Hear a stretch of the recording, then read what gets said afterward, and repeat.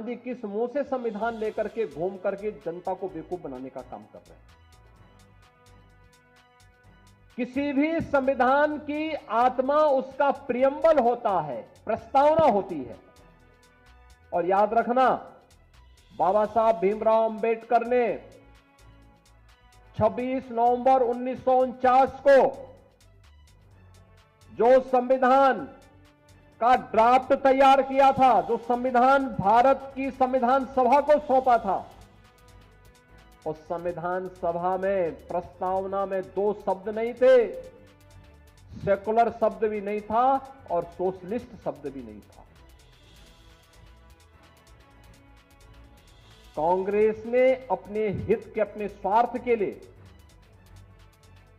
जब इस देश के अंदर इमरजेंसी लागू की गई थी, आपातकाल के दौरान कांग्रेस ने 2 शब्द रात के अंधेरे में डाल करके बाबा साहब भीमराव अंबेडकर का अपमान करने का काम किया था। कांग्रेस ने लगातार कोई ऐसा अवसर नहीं छोड़ा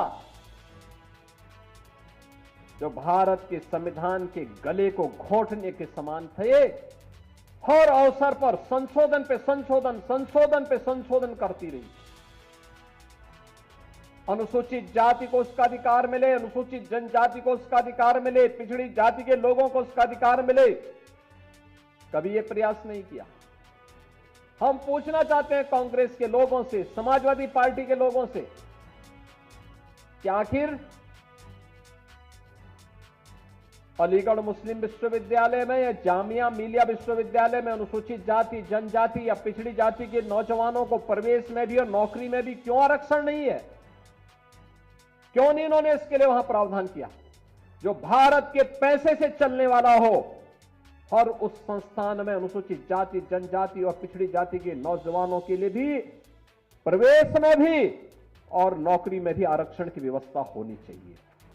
लेकिन वहां पर नहीं, वहां पर नहीं बोलते, लोग मौन हो जाते हैं।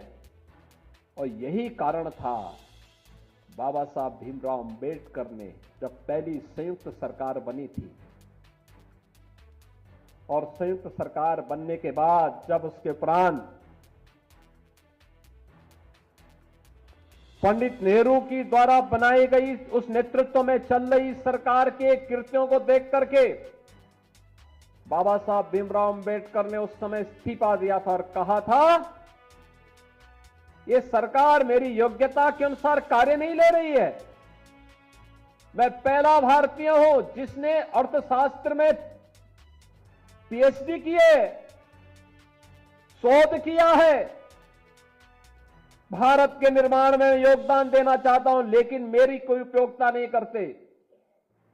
देश की महत्वपूर्ण उन समितियों में जो देश के विकास के लिए सहायक हो सकती है, उसमें मुझे कोई सम्मान नहीं दिया गया। मेरे अनुसूचित जाति, जनजाति के लोगों के हितों के लिए, वंचितों के हितों के लिए इस सरकार के एजेंडे में कुछ भी नहीं है।